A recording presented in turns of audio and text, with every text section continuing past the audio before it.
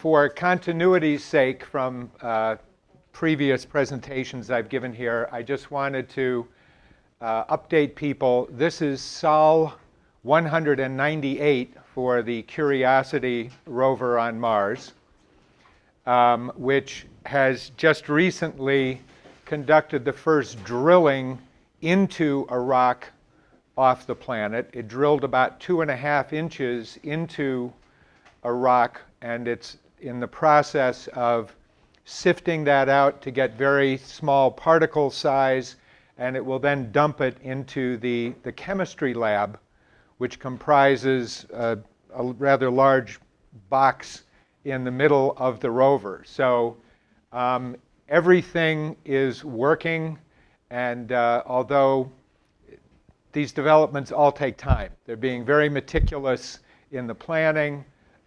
They have been exploring this area I think we had discussed once before, where there was a lot of interesting geological features that came together.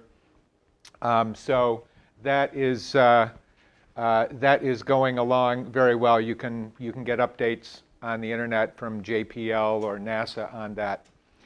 And the events of the last week have certainly put the whole issue of space on the front pages. And Daniel mentioned the organizer call that we had on Thursday, February 14th, where Ben Deniston described this whole issue of asteroid threats and defense. And it was the very next day, yeah, you can turn it off, Friday the 15th, that we had this meteor explode over Russia. And John Asher, who was the moderator on that call, was getting bombarded with phone calls. How did your guy know this was going to happen? So people who may have said, well, yeah, you know, that's sort of an interesting topic, all of a sudden start looking up when they, first go out the front door of their house.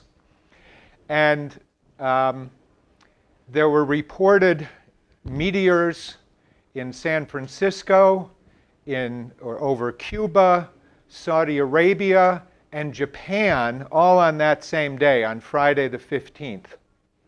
Now, I don't know whether any of those were directly connected to the meteor that hit in Russia in this small area called Chelyabinsk, which is right near the Ural Mountains. But that occurred on the same day that we had an asteroid fly by the Earth at about 17,000 miles from the surface of the Earth. Now, 17,000 miles is closer to the Earth than the geostationary satellites that we put up to handle a lot of global communication. So at about 22,000 miles, the satellite rotates at the same rate as the rotation of the Earth, so it remains fixed in the sky over a particular location even as the Earth rotates. So the asteroid flew by at least 5,000 miles closer to us than those satellites. Now, the asteroid was not connected to any of these meteorites, and you can look at the, I'll show you one in terms of the trajectory of this one, but those are not related. The asteroid, which is named 2012 DA14, indicating it was discovered in 2012. So that asteroid we learned about just a year ago.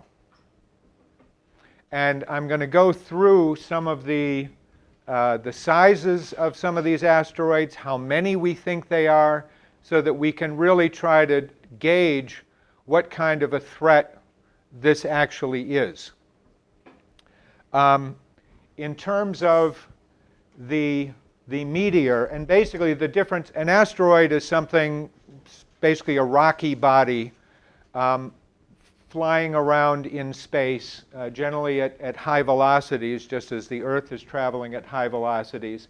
If it enters the Earth's atmosphere, we call it a meteor. if it's big enough so that it doesn't burn up and actually reaches the ground, we call it a meteorite. And you can buy fragments of these meteorites. Some of them are very rocky. Others of them are solid iron and nickel. And there's a very large one of these, or at least many tons, at the Museum Science of Industry and Technology, I think, which I remember seeing as a kid. So the ones that are metal, those obviously have a much greater chance of actually penetrating the atmosphere and hitting the Earth and creating a crater and that type of destruction. This one was more of the stony type, and it exploded in the atmosphere. And as this describes, it was about 17 meters in diameter, 55 feet. It was only detected when it hit the atmosphere. There was absolutely no warning. It had never been sighted. And within 30 seconds of it entering the atmosphere, it exploded. There was a pardon me? We got friends in high places. Let's just leave it at that. Yeah, it's very high. So at that point, it was traveling at 40,000 miles an hour. That's about 11 miles per second. And because it's being heated so rapidly, that it exploded.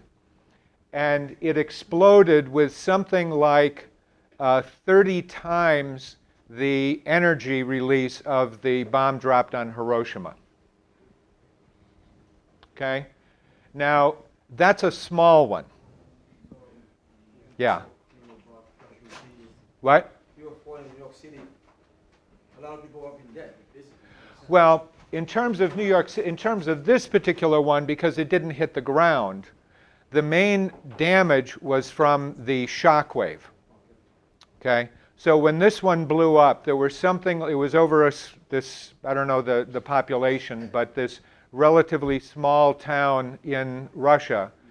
There were about 1 million square feet of glass were shattered, and there were over 1,000 people injured because when they saw this huge ball of light in the sky, everybody ran to the window to see what it was. So they were injured from all the broken glass. How many miles is the top? Was the what? How many miles was the rounded? It was about 20 or 30 miles up in the atmosphere when it... No, between this little city and the I think it was more or less over the city. It was over? I'm not sure. I mean, it was 20 or 30 miles in altitude when it exploded. Oh, okay. 20 miles. Although if you look at the pictures, it looks like it's relatively close, but it's actually rather enormous in terms of the contrail, the smoke, and the flash of light. So this day has gone down in the history books, and I've seen different reports in terms of who's been injured by a meteor. And in general, people aren't hurt by meteors, either in large part because they're infrequent in general. Much of the Earth is still rural, forest, desert, etc. So the fact that over 1,000 people were injured, this is really historic, and this I think is one reason that you're having the kind of tremendous response that you are from this. So I want to give you a sense of, what? While we're talking about the damage to this meteor, was there any damage in the air to local aircraft? I'm not aware of any. Haven't heard anything. Yeah, I know nothing's been reported, but I just There were buildings where the roof partially collapsed from the pressure wave, glass being blown out. There were buildings damaged.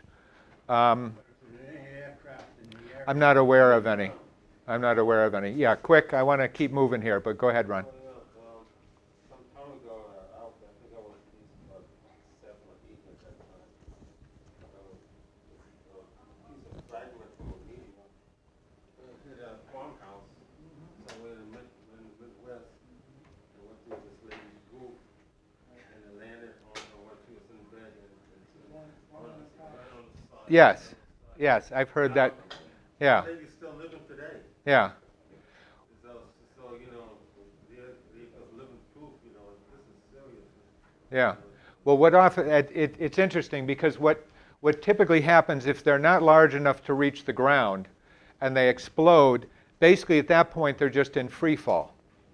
And free fall, the speed limit for somebody jumping out of an airplane, a rock, whatever it is maybe a couple 100 miles an hour. So it'll go through the roof of your house and one ceiling.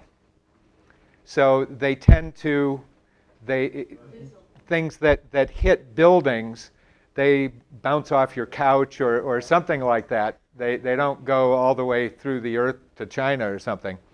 So there have been individual cases of that, but this is definitely one for the history books. And in terms of the asteroid that flew by the Earth, I want to make a very specific polemic to all the New Yorkers here who consider it fashionable to be late. Okay? To everything. All right? The distance of that asteroid from the surface of the Earth was about 17,000 miles. Now, does anyone here know how fast the Earth moves in its orbit around the Sun? No.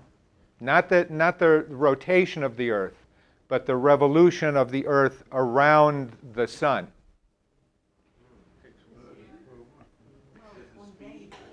The speed.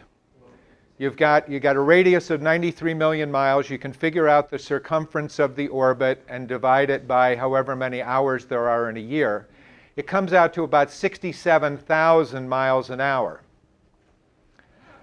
So, 17,000 miles represents about 15 minutes. That really hit me when I heard that. Okay? That we may have come within 15 minutes of being hit by that asteroid. You say 17,000, well, you know, that's a big distance. But the Earth is a moving target. So it's really a question of the intersection in space and time of these two objects, and there's 15 minutes that separated them. Why don't you hold off? I want to keep moving. So that is something to think about. Now, I want to see if I can do this right.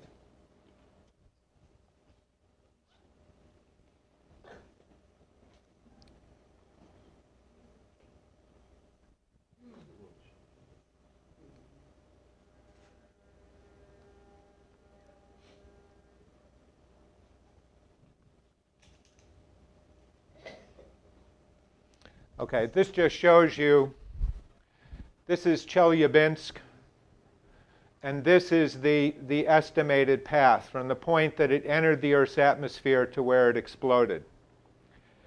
This, more in eastern Siberia, Tunguska, is where a meteor similar, somewhat bigger, exploded in 1908.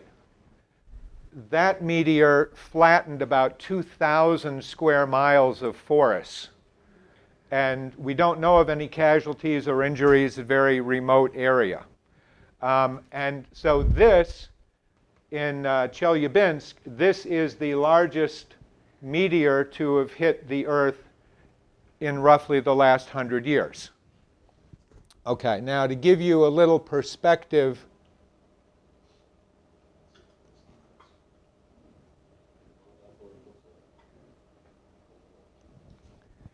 This is a picture. There was an expedition taken 19 years after the blast to try to figure out what had actually gone on. And this is, you can see the trees are flattened in all directions from a certain point, but there's no crater. So it was initially considered a real mystery what had actually happened. This is the object, the size of the object, 55 feet, that just exploded in Chelyabinsk. This is estimated to be the size of the Tunguska object, and that's about the same size as the asteroid that just flew by the Earth. Okay? And that's compared to a football field. By the way, the one that hit in Chelyabinsk weighed about 10,000 tons, and as I said, had the explosive power of about 30 Hiroshima bombs. That's the little one. Okay. Now, as we move up the scale,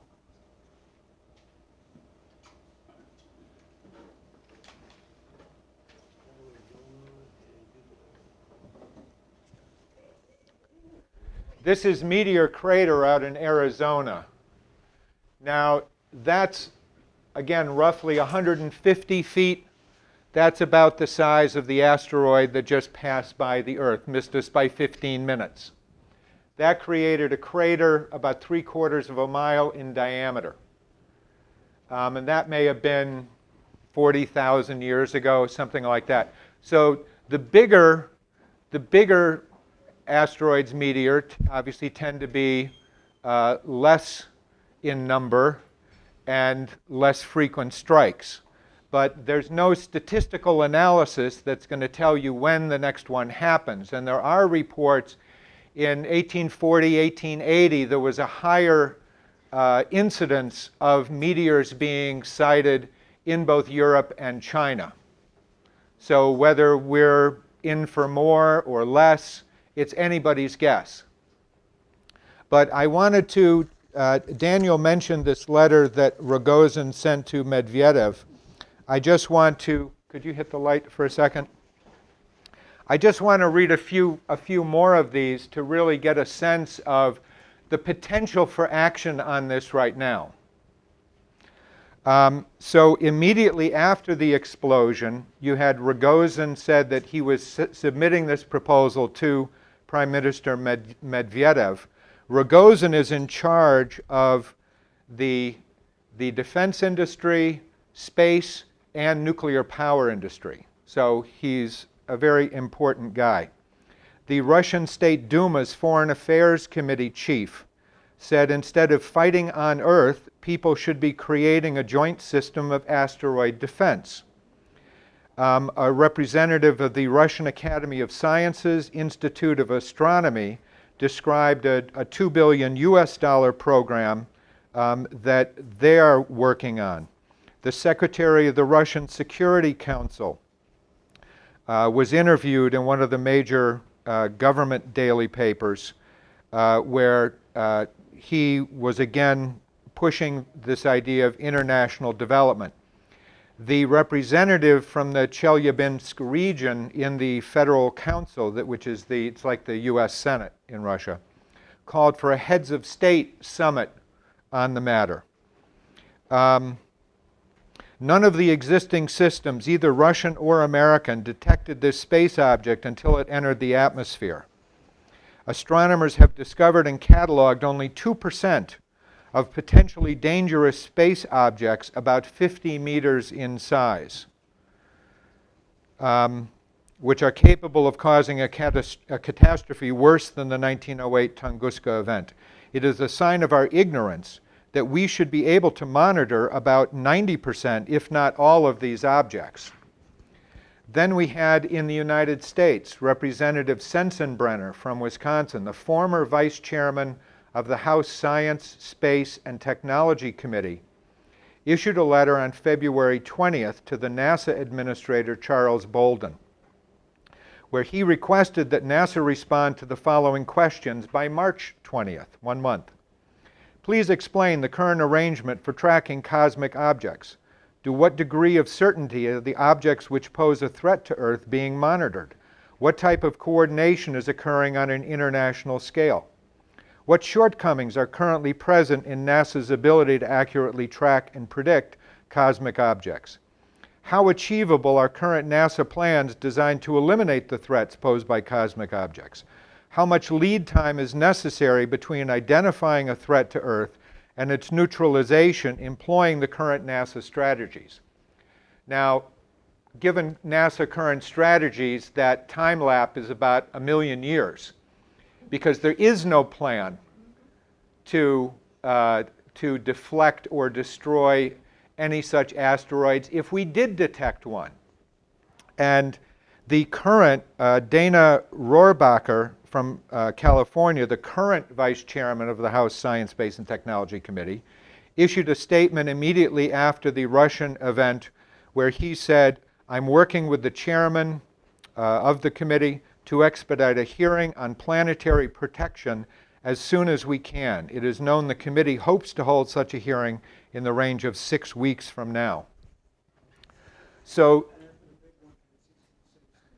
well, one point I want to make in terms of seizing the opportunity is good ideas have an expiration date attached to them. Okay? This is not like your New Year's resolution to stop biting your fingernails. You know, if you say, "Oh, well, okay, I'll try next year," is that this brings home in a rather dramatic way that if we were to detect something, maybe we had, let's say we had 2 years, what would we do? 10 years, 20 years, obviously the longer the lead time, you got a little more time to work on this. But this brought home in a very dramatic way that we had better address this problem now.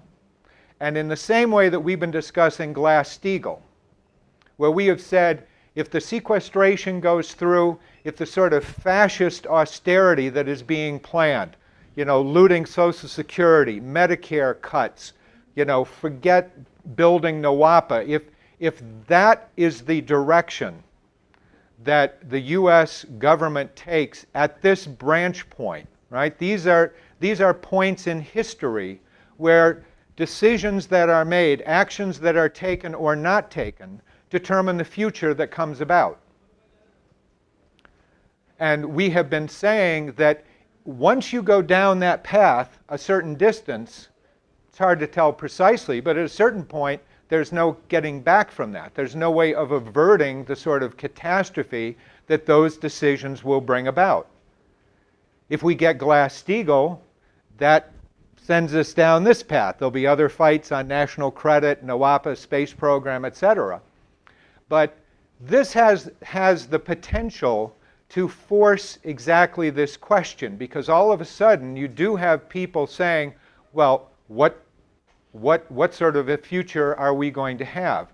And how do we bring that about? Now, I think, one thing that I want to show you quickly.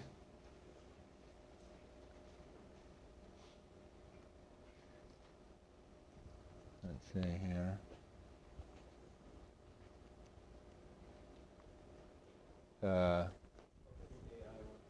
What's that?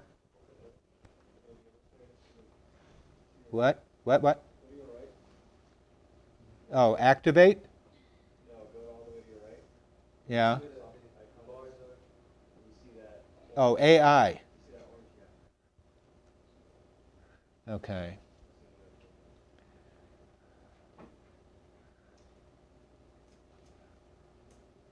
How do I? Oh, I got to use this, I guess. Where's the? I see. Okay.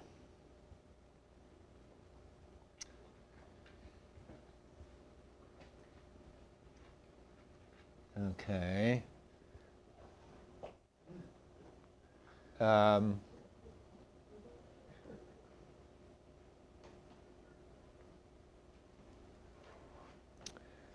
right.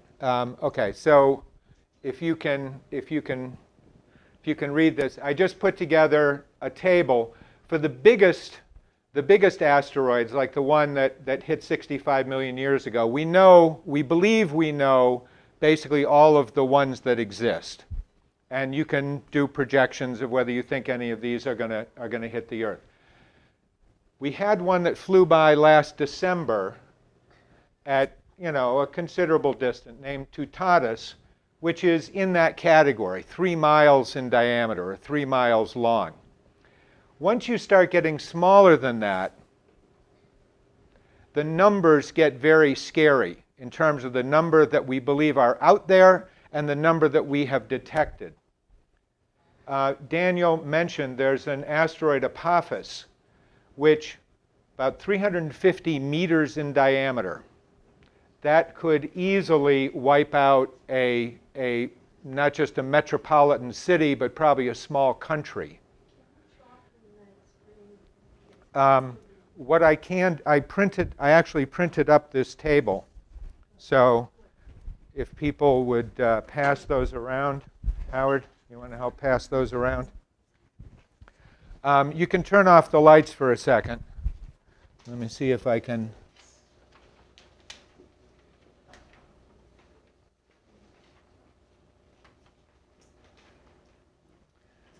Okay.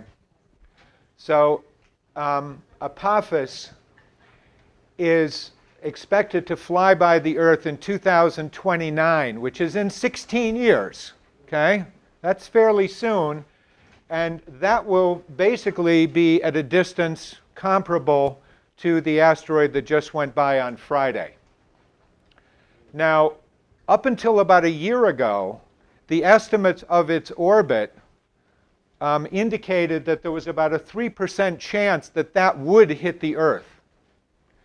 Now, the more current estimates are that it won't hit, but it's going to come back in 2036. Many of these have orbits that are not that dissimilar from the Earth.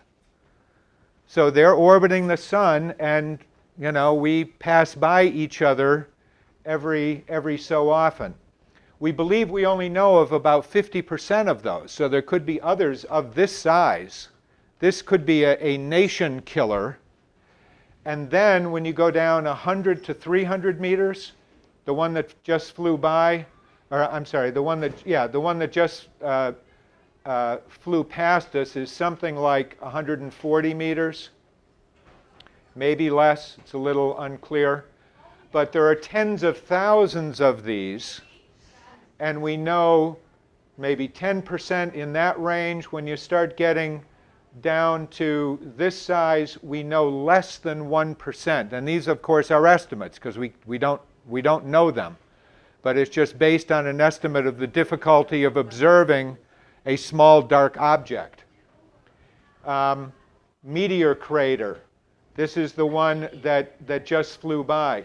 There will be one in 2040 of 140 meters that flies by 2,000 miles from the Earth.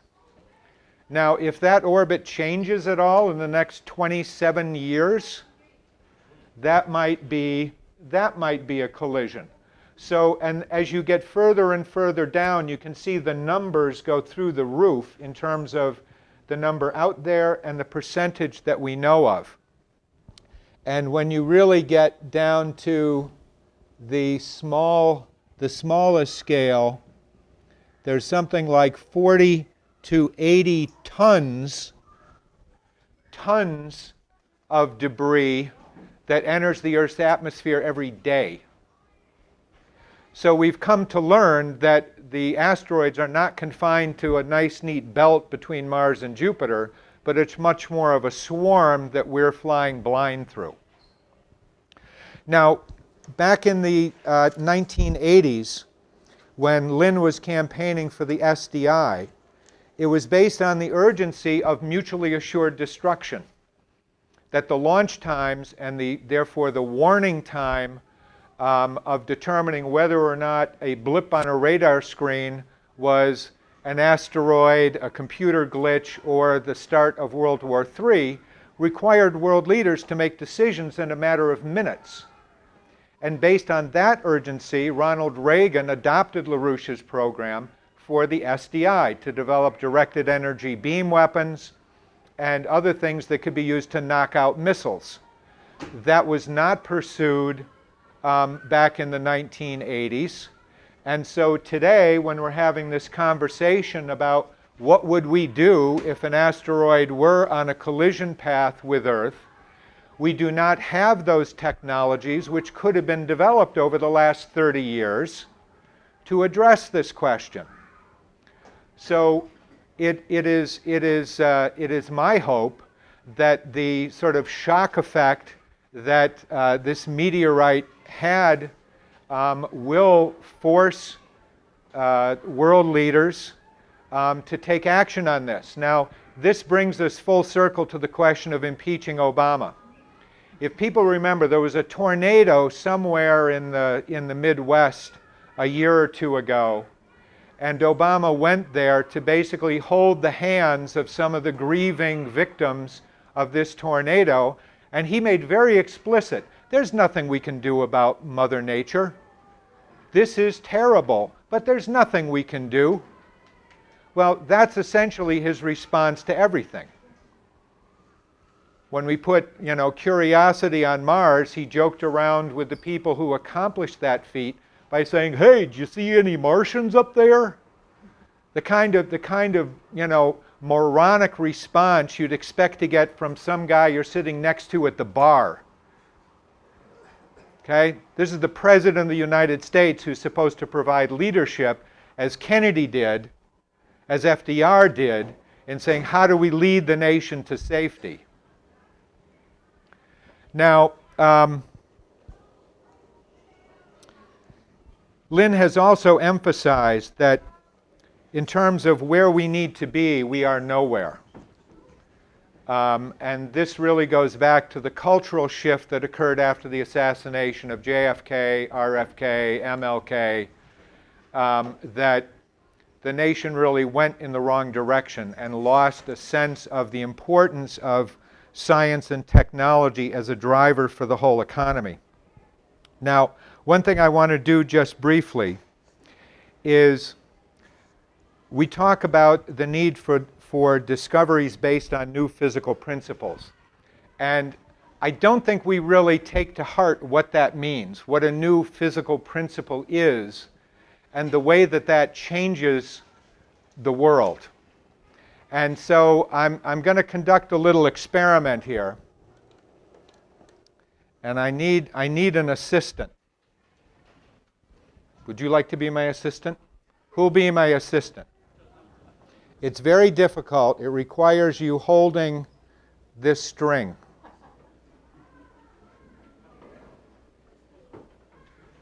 Who'll be my assistant? That's all you got to do. Okay. Now, this You is... do worse things on this. Yeah, okay.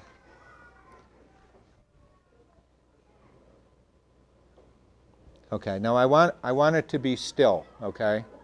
I want it, and in fact, we should walk over to the other end of the table.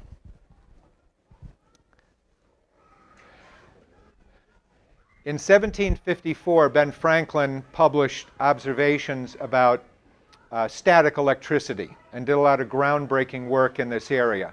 In 1800, Alessandro Volta constructed the first battery based on different physical principles of zinc and silver. And in 1820, a Danish school teacher named Hans Christian Ørsted conducted the experiment we're going to do today. And I want you to, now I took this paper clip, I just straightened it out, and I rubbed it with a magnet to magnetize it. So it should be more or less aligned with the magnetic field lines of the Earth. It should be pointing north. And what I have here, this is just a little battery holder. And I'm going to connect this wire. That is the north face of the building. Okay. All right, good. And all I'm going to do, I'm going to connect this up, which means I'll have an electrical current going through the wire. And I'm just going to hold it underneath my compass. Okay? Should I go up Now, or down? no, don't move. Do you see what happened? Can people see that? It's deflected. It's turned more this way. And if I turn it around and run the current in the opposite direction, it still oscillates because we didn't let it get completely still. Oops. But it's going to be deflected now to the left. Yeah, Okay? going to the south.